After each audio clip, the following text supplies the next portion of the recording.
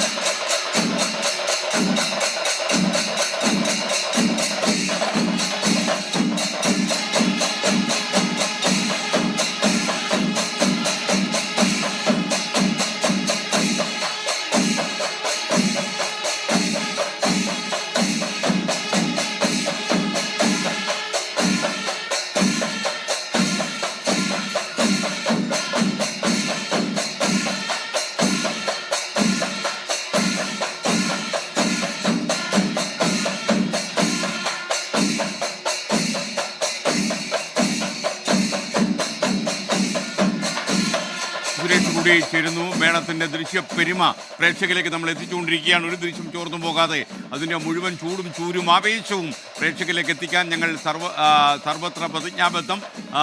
പ്രിയപ്പെട്ട പ്രേക്ഷകർ, നമുക്കിപ്പം വിഷ്ണു സുരേഷ് ചേരുകയാണ് ഈ ദൃശ്യപ്പെരുമ നിങ്ങളിലേക്ക് എത്തിക്കാൻ. വിഷ്ണു, പറയൂ.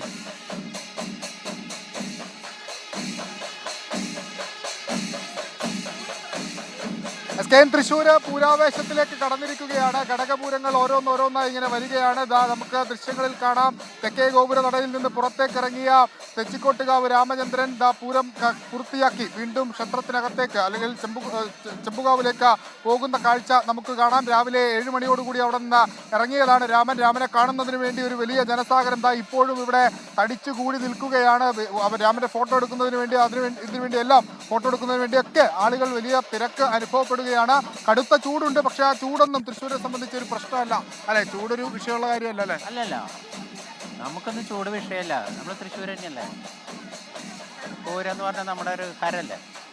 പൂരം എന്ന് പറഞ്ഞാൽ തൃശ്ശൂരിന് അവർക്ക് കേവലം ഒരു ഉത്സവം മാത്രമല്ല, അവർക്ക് വികാരമാണ്.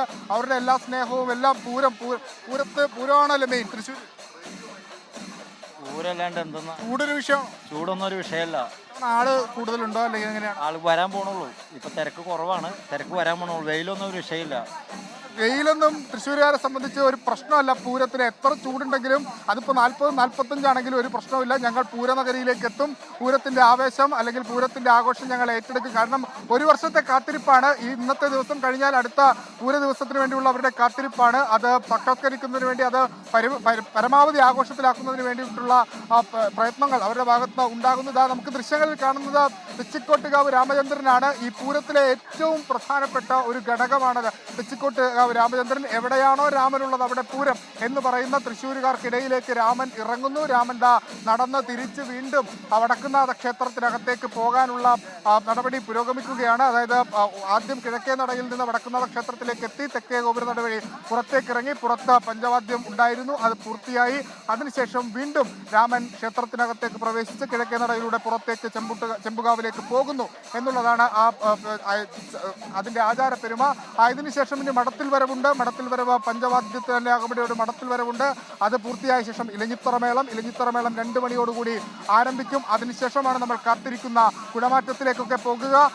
ഈ ദുരന്തത്തിന്റെ പശ്ചാത്തലത്തിൽ സമയം വെട്ടിക്കുറച്ചിട്ടുണ്ടെങ്കിൽ പോലും അത് കാണുന്നതിന് വേണ്ടിയിട്ട് ഒരു തരത്തിലുള്ള തിരക്ക് കുറവും ഉണ്ടാകില്ല. അത്ര വലിയ തിരക്കായിരിക്കും എന്ന കാര്യത്തിൽ ഒരു തർക്കവും വേണ്ട. ഇതിപ്പോൾ തന്നെ ആളുകൾ പറയുന്നത് തിരക്ക് കൂടി വരികയാണ്. ചൂടൊക്കെ ഉണ്ട്, ഞങ്ങൾ ചില പ്രശ്നങ്ങളൊക്കെ ഉള്ളതുകൊണ്ട് ഇത്തവണ വലിയ തിരക്കുണ്ടാകില്ല. അല്ലെങ്കിൽ സുരേഷാണ് പൂരനഗരിയിൽ നിന്ന് വിവരങ്ങളുമായി നമുക്കൊപ്പം ചേർന്നത്.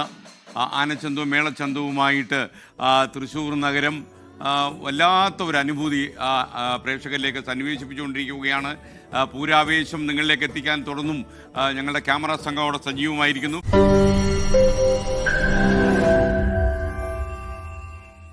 ലോകത്തെവിടെയായാലും ഏത് സമയത്തും 24 വാർത്തകളും ഓഗ്മെന്റഡ് റിയാലിറ്റി പാക്കേജുകളും എക്സ്പ്ലെയിനറുകളും വിശദമായി കാണാൻ ഞങ്ങളുടെ യൂട്യൂബ് ചാനൽ നിങ്ങൾക്ക് സബ്സ്ക്രൈബ് ചെയ്യാം.